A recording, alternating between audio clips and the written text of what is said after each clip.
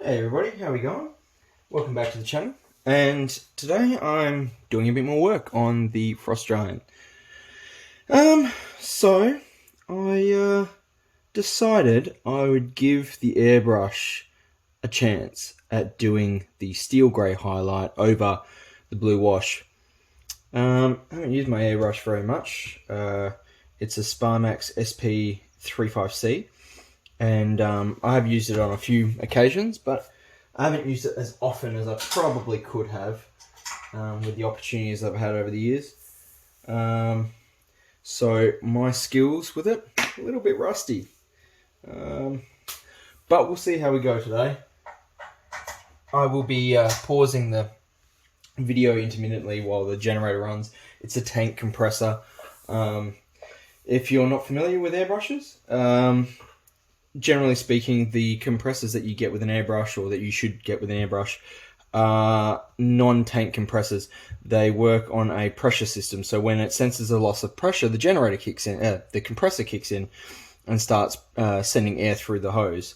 The one that I've got is a tank compressor, so it basically pressurizes a tank of air, and then that is dealt out into the hose when you need it. Just on response, you open the valve, the air comes out, more or less.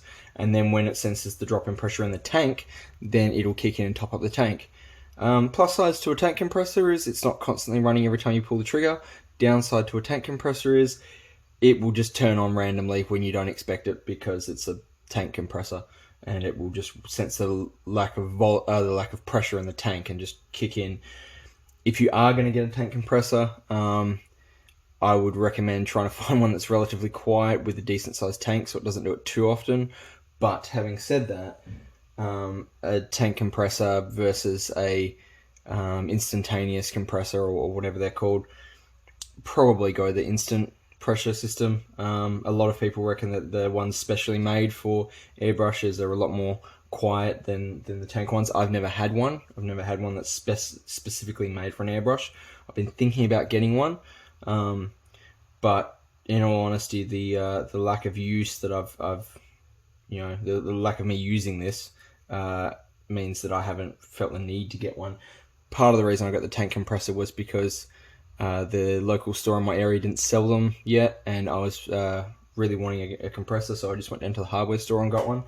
It's a good compressor, and the plus side to it is I can use it for other things. I can pump up small tires with it. I can use the air hose to do a few things. I even used it when I needed to dry out behind the tiles in my bathroom when I was resealing the bathroom. I peeled all the silicone out and then used the air pressure hose to blast out all the moisture. So it's a versatile little piece of equipment if you want to have it around the house. But aside from that, I would recommend getting a specific airbrush compressor.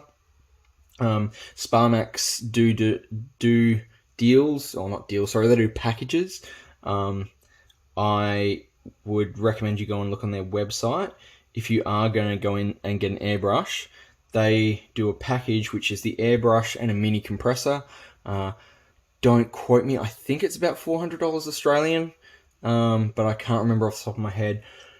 They don't sell that compressor in that pack, to my knowledge, separately. So if you're interested, go check out the Sparmax website and have a look at their gear, and possibly buy the whole thing as a kit.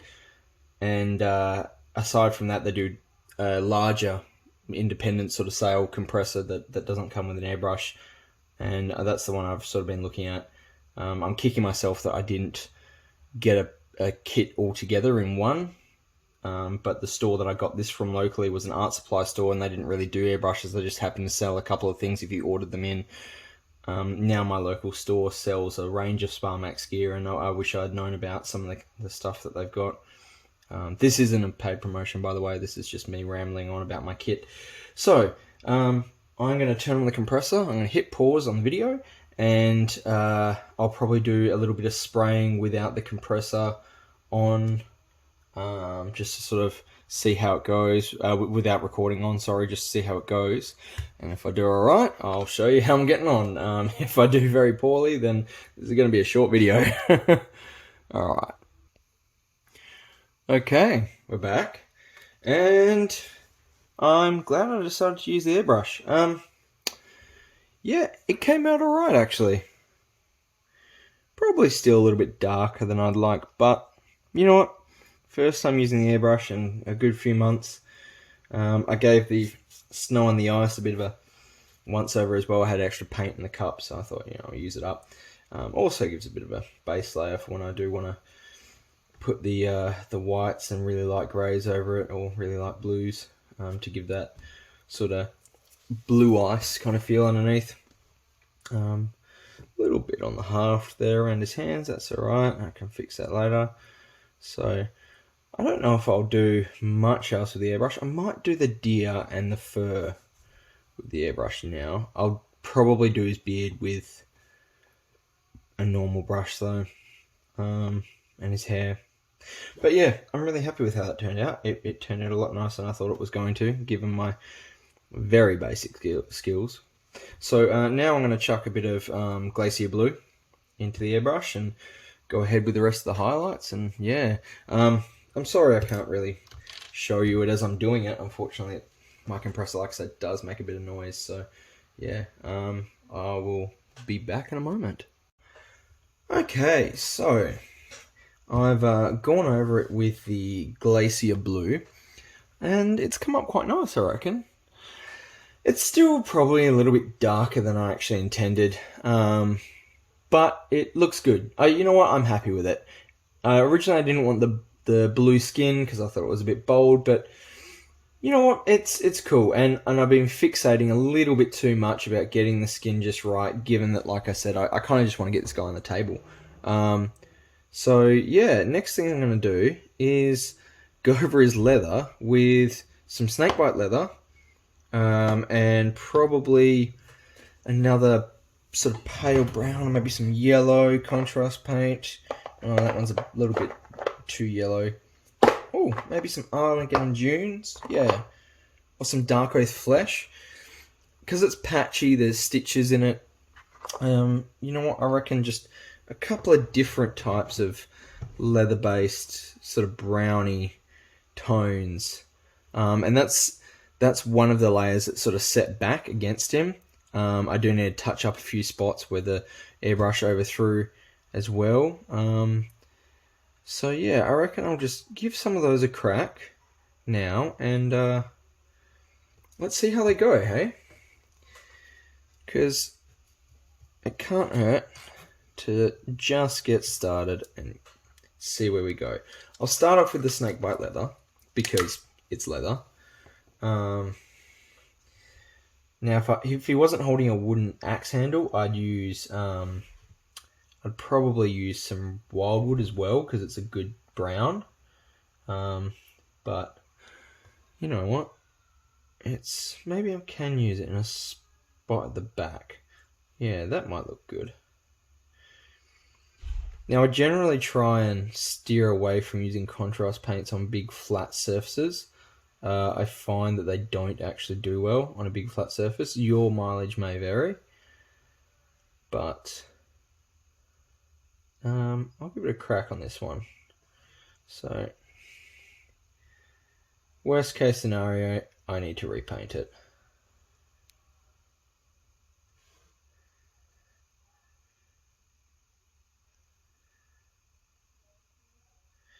If you're new to my videos, by the way, and you're enjoying what I've got to offer here, which is really just me talking about random stuff while I paint, then go ahead and hit the like button.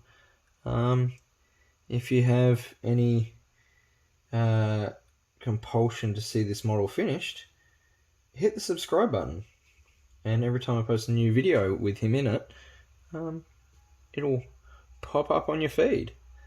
Yeah, I do really appreciate anyone who subscribes. What I ultimately would love to do with the channel is start doing live streams, but you need a certain level of subscribers for YouTube to let you live stream, and at the moment, as of recording this, I do not have that level of subscribers. But even if we hit that level, you know what? Keep on finding more viewers, keep on subscribing, because the more the merrier. And the plus side to me doing live streams is I get to talk to you guys. I'd love to chat to you have the chat open in front of me while I'm painting and hear any suggestions you might have regarding what I'm doing, or any thoughts, or even just random topics for us to talk about. Yeah. Now, given that I can't talk to you right now, like actually, respond to questions and that, I thought what I'll do is I'll just sort of answer some questions that I think people might want to know.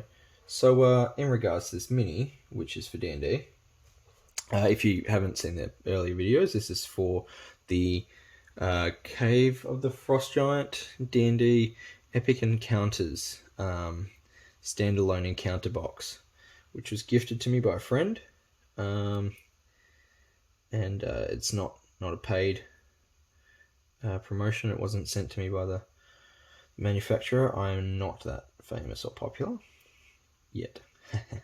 But anyway, this is for D&D, and I'm hoping to use it in my campaign. We've had 7 sessions at this point, I think.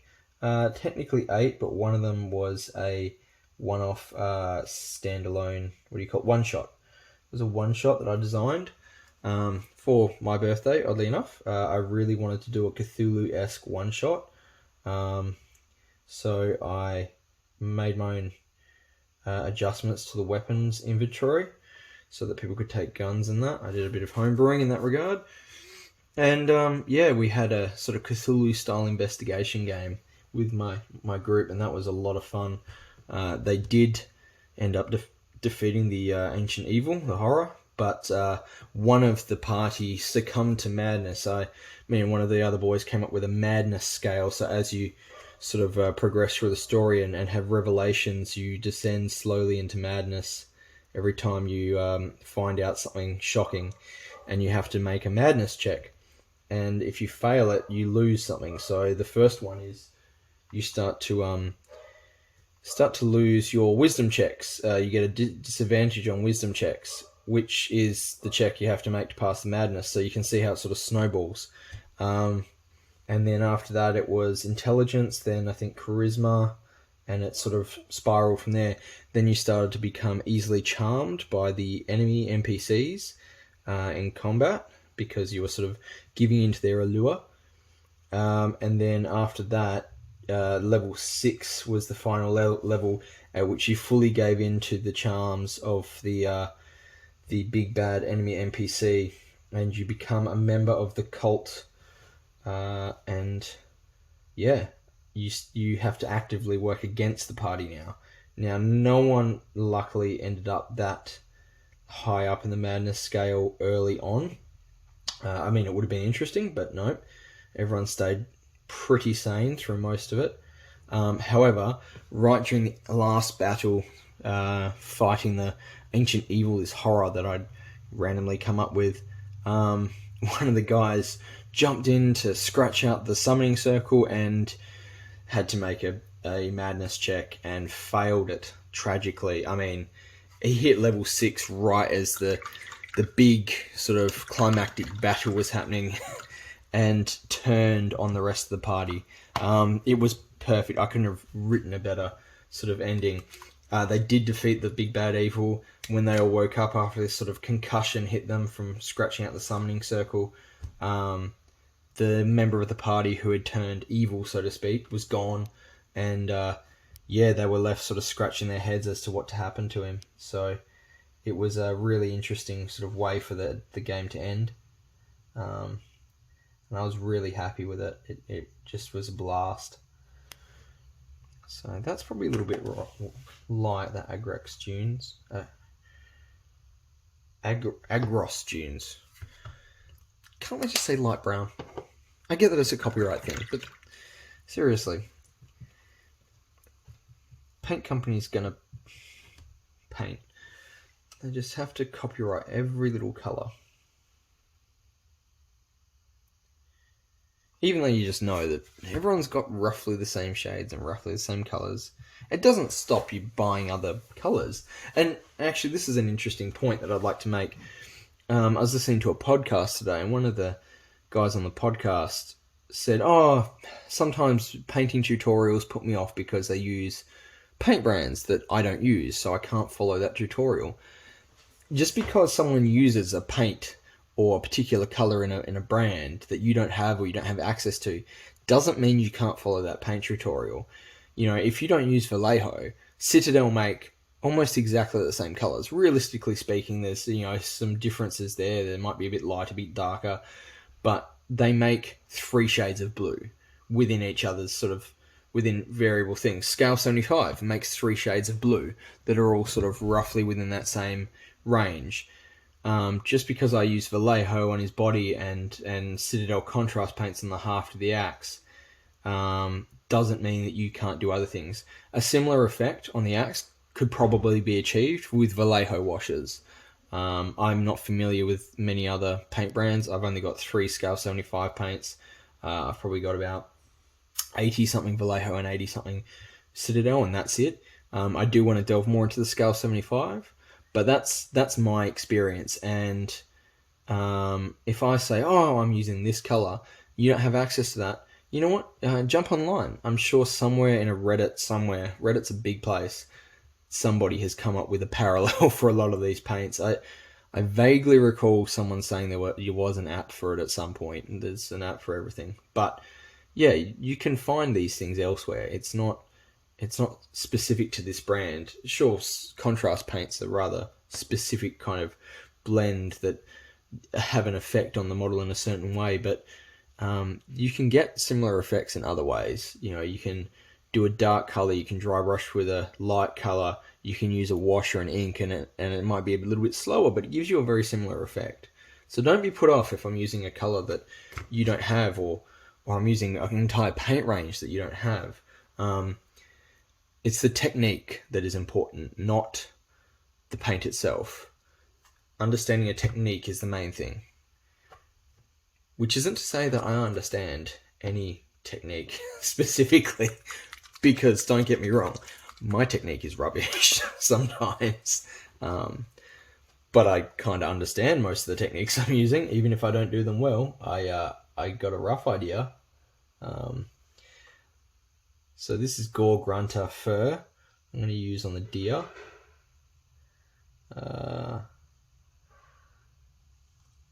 We'll see how it comes out. But I got a bit off track there. So I was talking about my D&D campaign. And yeah, we've had like 7 sessions. It's going really well. This is my first time DMing, probably my 3rd time playing, although in the past when I've played, I haven't generally played for too long. I've been in several sessions and then, in all honesty, got a little bit bored. I'm not a good player. I get bored easily. I get distracted. I sit there and I sort of end up not paying attention because it's taking a while between turns for everyone else, and I'm a terrible player. I'm very aware that I'm a terrible player, which is probably why I enjoy being a DM. And it's fun to play every now and then. You know, my store does Adventurers League, and if you're not familiar with it, it's kind of like a D&D session that happens every quarter, so every 3 months, roughly. And when it happens, you take a character in that has been made via the Adventurers League standard rules that are set down, I think, by Wizards of the Coast, actually.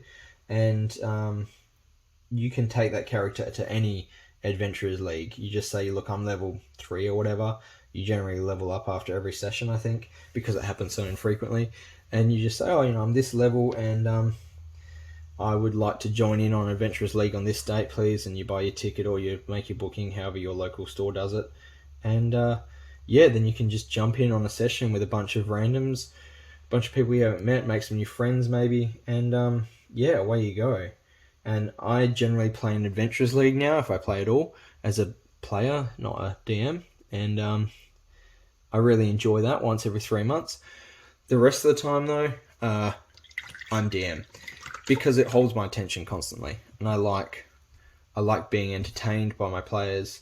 A lot of them I knew before we started playing D&D. One in particular, the guy who bought me this, as a matter of fact, I hadn't met him beforehand, except for at an Adventurers League the weekend 2 weeks before, I think maybe 2 weeks before our first session. He was a friend of a friend, and yeah, we had a session together as Adventurers League group, and then I said, oh, well, you know, you seem like a nice guy. How about you come and join in on our group? We only had 4 players at the time, and he made it 5.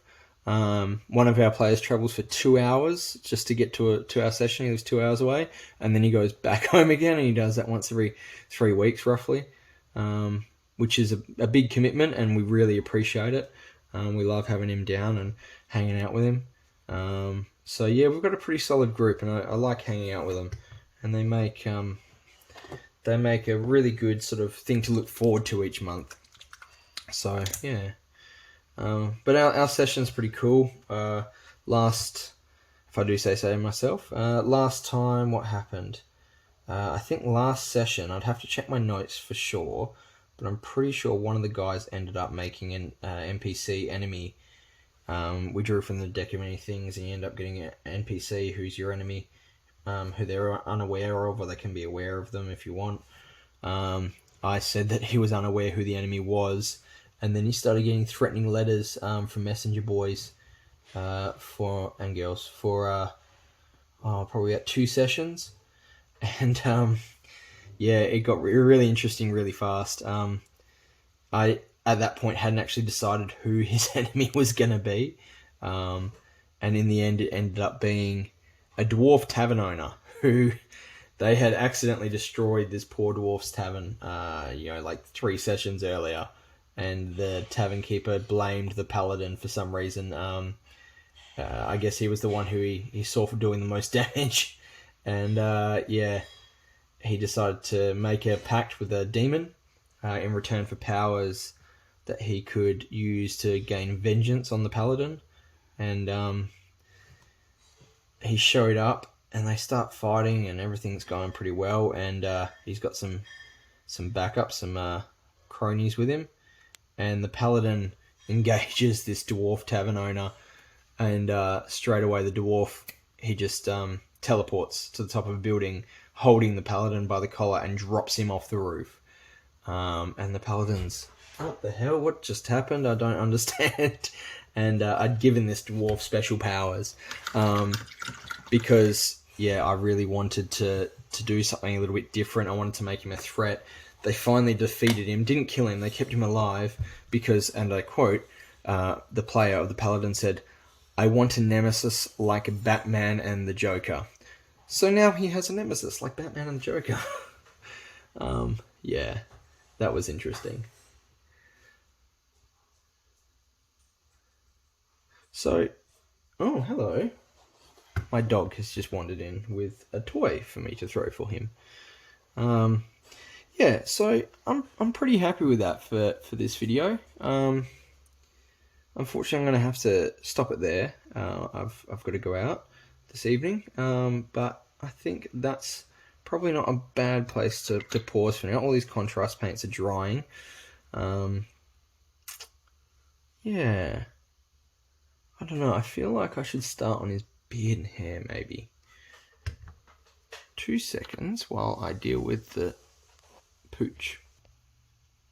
Must learn to close my workshop door better, as my dog likes to push it open if I don't and come in and visit me. Yeah, I'm not sure what colour to do his hair, but I don't know, I kind of feel like maybe it should be black, but then I've done his axe black. Maybe brass. But, yeah, it's a tough one to decide that.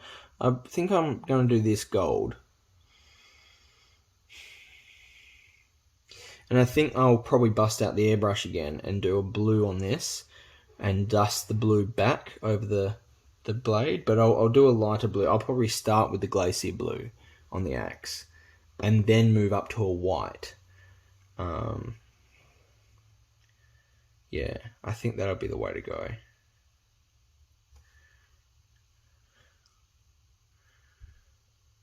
Other than that, I'm not sure.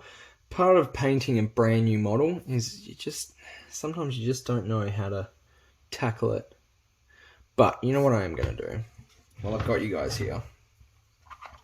And while it's all out in front of me, I reckon I'm going to go Griff Charger Grey on the fur and see how it looks. It can be quite a sort of light bluey grey. So if I don't like it, I will dry brush over the top of it with a white. And it can just sort of be in the recesses.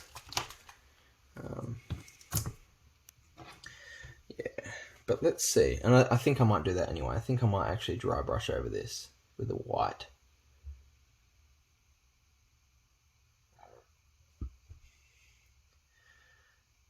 But it'll give it a nice sort of deep bluey grey in all the crevices there. And it is going to just chew through contrast paint. I mean, look at it lapping it up. All those little grooves. Yeah. Good thing I've got a nice fat brush to deal this out.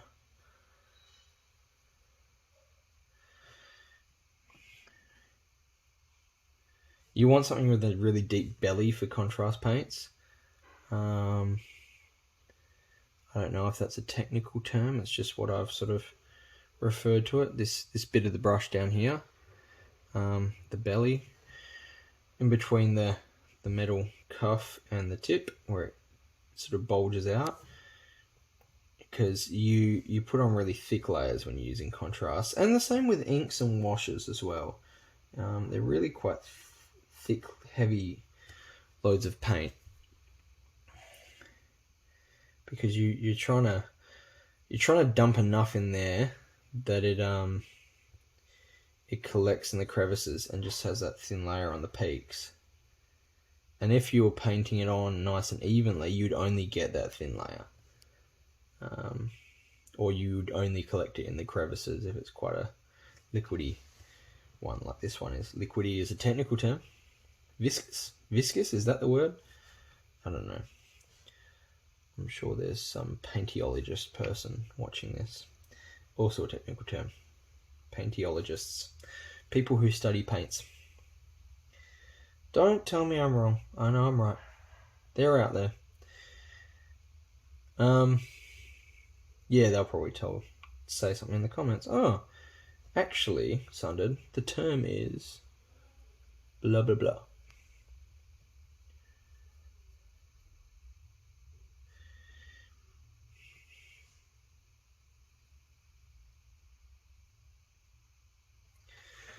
It's looking alright. The more colour I put on this, and I know this is a very dull colour, but the more I add to it, the more I understand where I should go with the next ones. People talk about the colour triad, colour wheel, all those sorts of things. And you sort of get the impression that you need to know all that. You sort of do. I mean, it kind of helps understanding colour theory. Having said that, these models reflect reality in a small way. I mean, yeah, they're based in fantasy, but, you know, humans did wear fur, and we do wear leather, and axes do have wooden handles, and we do wear belts and buckles and golds and silvers. And whilst having a model that, you know, aesthetically is very pleasing and the colours blend together and match and all that, it's really nice, especially if you're doing a display piece. Very important. And if you're doing a display piece, you're watching the wrong channel for tips. But in reality, when you get dressed during the day, you don't put on all of the same shades with matching undertones and overtones and, you know, those sort of things, unless you're very fashion conscious. But most of us just go, oh, I like that pair of jeans, and that's one of my favorite shirts, or that's the only one that's clean. And we just throw things together, you know. You don't really consider the colors that you're wearing. I think if you're doing something like a Blood Bowl team or an army, it's good to have particular matching colors. But if you're painting a model like this, and he's a giant, he really doesn't care what he looks like. If I want to throw him a red sash around his waist, but, you know, green silk ribbons on his arms, because that's what he's managed to salvage from someone he's killed, yeah, it makes sense. He can contrast all he wants, you know. These things can clash. He doesn't care. if that shield is bright purple, like a metallic purple for some reason, it's gonna look garish, and I tend not to do it. But there's nothing wrong with it. No one's gonna come and arrest you for doing things against the color laws of color. But if you want to do it, and that's what you want out of it, ultimately, unless you're doing it for competition, you're the only one who has to be happy with it. Even my D&D group, they don't care how I paint it. They're gonna like it either way because I painted it up for us, and with the exception of a couple of them, they don't really paint, so they're just pleased to sort of see cool minis on the table. And I generally don't really paint the minis we use. One of our guys 3D prints, and every now and then I'll sort of say, hey, completely unrelated to D&D, could you maybe print up a Manticore and a Swamp Hag, just because, and conveniently forget that I asked you to do it. And he goes, yeah, sure, I'll forget all about the fact that we're fighting those in the next session. So yeah, he where was I? Oh yeah, he 3D prints those, and we play with them on the board, and we generally don't really paint them because he prints a lot of stuff. We use a lot of models, and he just looks for an excuse to use his 3D printer. So anyway, I've been yammering on without actually doing any painting because I've been waiting for these contrasts to dry, but I do have to head off, unfortunately, so we're going to leave him there. At some point in an upcoming video, I will probably be painting this guy in a single session, or pretty close to a single session. I might not be basing him the same day, but we're going to paint up this guy. He is the referee for Blood Bowl, little dwarf ref. I'm looking forward to that. And in another upcoming video, I want to paint Vara Gulchur for you guys, just so you can sort of see that come together. That won't be done in a single video. He's a bit too complex. Haven't decided on his colours yet either. Not going to do the black and white striped shirt on the ref either. I did it on the elf ref, and she came up quite nice, but it was a bit tricky. So, and he's got a lot less clothing on. I think I'm going to go for block colours on him. Yeah. But I'm looking forward to painting the book and his beard. So that's it for today. If you have enjoyed it, please hit the like button. If you want to see more, please hit the subscribe button. Can't wait to get enough subscribers to actually do a live stream. So yeah, go ahead and join the channel, and have a good evening, day, morning, wherever we're at, and I'll see you next time.